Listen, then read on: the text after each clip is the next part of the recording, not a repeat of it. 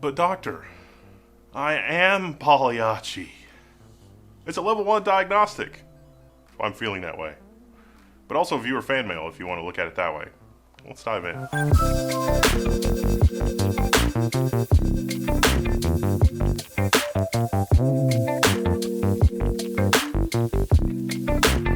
Alright, so I know nothing about this machine other than a viewer said it was haunted and they've RMA'd basically everything and it doesn't work. So I thought I would walk you through what my process is for a level 1 diagnostic, because you can have multiple failures and that is very legitimately difficult to troubleshoot. And they've replaced everything in the entire system, they said, except maybe the CPU cooler, but the CPU coolers seemed okay. Don't know. It's an EVGA 750 watt power supply. I already popped the side and I've sort of taken a look, and I see some alarming things. Even before we get into anything, even before we do any diagnostics, there's some things that I don't like. First of all, this is an older EVGA power supply, maybe the bad old times. It only has a single 8-pin CPU power connector, which is serviced by only 4 wires. There's just 4 wires and then there's a pigtail that goes over to the other side. That wire ain't gonna carry 400 watts. This is a 10th gen Intel CPU, which means that it could be pulling 250 watts through that wire. I don't know if 4 wires, I mean that's really, that connector is really only rated for 400 watts when you're talking about, an 8-pin CPU power connector, 412 volts, 4 grounds. I don't like that. I don't like that at all. We also only have the single 8-pin CPU power connector. That may be part of the problem. The power supply may not be able to keep up. We'll test that. We also have our Aorus Z590 Elite AX motherboard. Don't see anything wrong there, but Gigabyte has already replaced this motherboard once. Now, I've pulled up the BIOS, and the BIOS is about a year out of date. So I'm going to have to upgrade the BIOS. That's sort of the first things that you check as you eyeball this. It has reasonably good cable management on the rear side, good job, but there's a few screws missing from the motherboard. I too am guilty of not using all of the screws all of the time, but in this case, probably should. For CPU cooling, we have a Corsair H100. It's older. It's an older code, sir, but it checks out. No, it doesn't, not really, not on a 10th gen Intel. It's really pushing your luck because there's probably gunk in it by now because it's so old. Or it's lost some fluid. We'll see. And then he's using M.2 for his boot device. So we'll get the BIOS updated. After clearing is extreme memory profile. It's always set.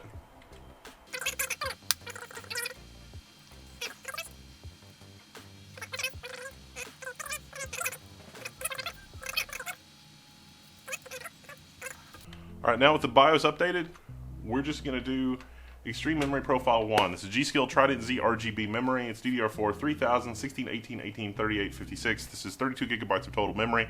I'd much rather have 32 gigabytes of memory that is, this kind of a speed versus even faster 16 gigabytes in most scenarios. And certainly with a 1080 GPU, more memory is probably better for the generalized use case of the machine. So it's fine. The next thing is I'm going to do a fresh install of Windows, not on their SSD, because I don't trust what they've done. They've probably run registry cleaner or other things that actually break your machine. So we're not doing that.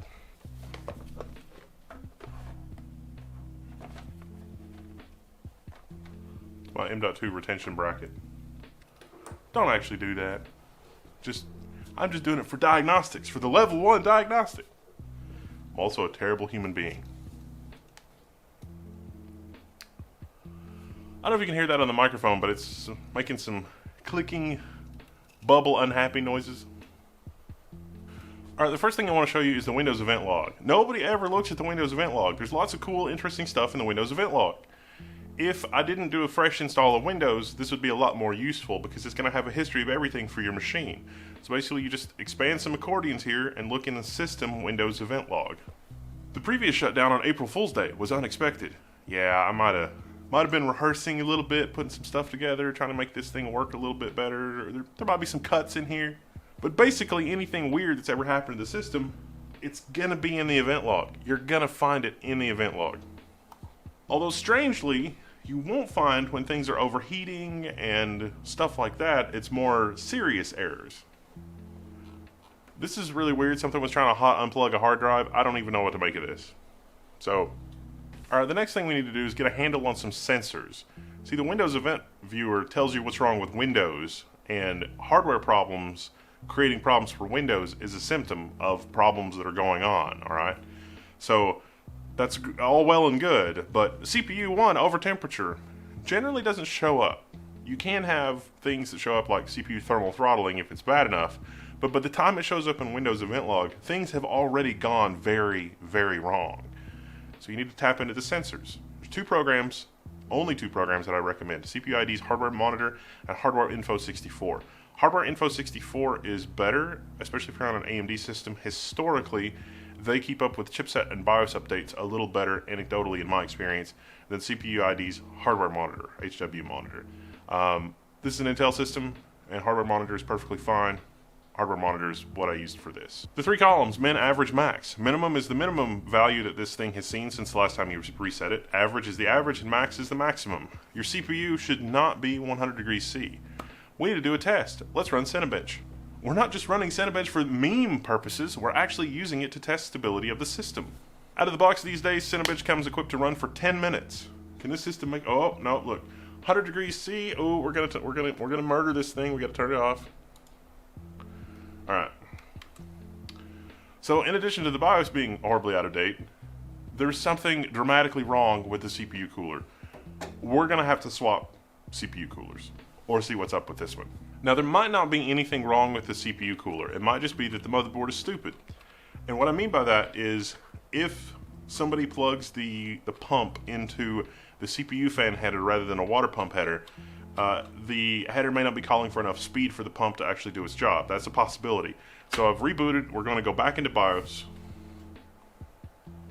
We're going to do F6 Smart Fan Control. We're also going to check the motherboard. And when I checked the motherboard, the fan header for the pump was on the CPU fan header. I moved it over to CPU opt. And I'm coming in here, and I'm going to go down to CPU opt, and I've set the BIOS to full speed. So this is always going to run at full speed. We can also see that the pump is reporting that it's running at 1500 RPM. For an H100, that seems a little low, but maybe not, because it's older. I know modern pumps are much more than 1500 RPM, but maybe 1500 RPM is okay. But the important thing is that it's not reporting zero. Zero would be bad. It's also true that the design of a lot of pumps really just give you a tachometer kind of thing. It's like the pump is running this fast, and you don't really have direct control over it through the header. I think the H100 might be like that because it's just a single wire, but not every pump is that way. And some pumps actually do get their power from the header. The H100 again gets its power from the power supply via a peripheral connector, which seems to be connected okay. Alright, we've rebooted again, we've run Cinebench again, and lo and behold, it still hits 100C. So the CPU cooler is very suspect to me at this point. Shut down! Alright, so...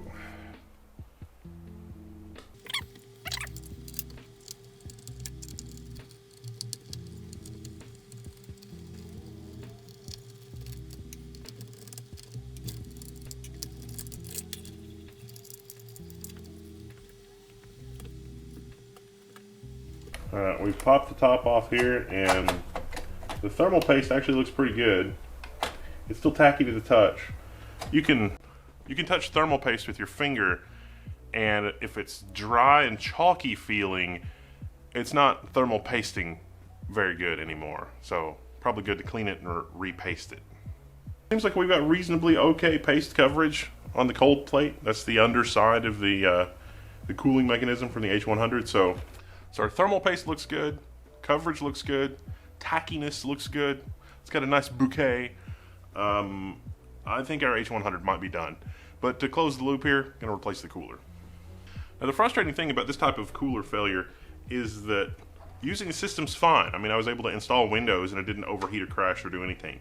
Probably playing games that aren't super demanding, also fine. But Cinebench is about the most demanding thing you can do with your machine. So if you run Cinebench for 10 minutes or an hour or overnight, and it's not stable in one of those scenarios, then it could crash when you're playing a game. The only thing Cinebench doesn't test is your GPU, so I was kind of hesitating there for a second, because if your machine is stable overnight with Cinebench, it doesn't necessarily mean that your machine is stable, it just means that you've ruled out some things. Probably heat-related stuff is maybe ruled out. I mean, you can still get thermal throttling. The system can be stable, but just not running at the right speed, so you can look at your Cinebench scores and see if they go down over time. You could still have instability in your GPU. You could still have instability when the combined power load of the system and the GPU exceeds what your power supply can deliver, which I have a feeling we're going to run into. Maybe not, but we'll see. But yeah, if your CPU hits 100C and it's in the red zone, your system is probably not going to be stable. But even if it is stable, it's going to throttle, and throttling will cause intermittent performance issues. Intermittent performance issues were definitely one of the symptoms, and seems kind of stable, but not really, was also, sort of what I was sussing out when trying to figure out what was wrong with this. Alright, that was a harrowing experience. Huge pain in the butt. Lost a little bit of footage there. I pulled some stuff off the desk. Whoops. But I'm using the fans from the H100. I put those back in the front. They're gone now. They've been replaced with the Hyper 212 Evo V2. This is a legendary tower cooler. It is fantastic. See what I did there? Fantastic. The problem with that cooler is that it's about a 150 watt cooler. This is a 10700K. It's not going to leave any room for overclocking. It will absolutely run the 10700K at purely stock configurations, but even multi-core enhancement is maybe asking a little much of that CPU cooler. But, free, level 1 diagnostic. Let's get this put back together and see if that cured our situation.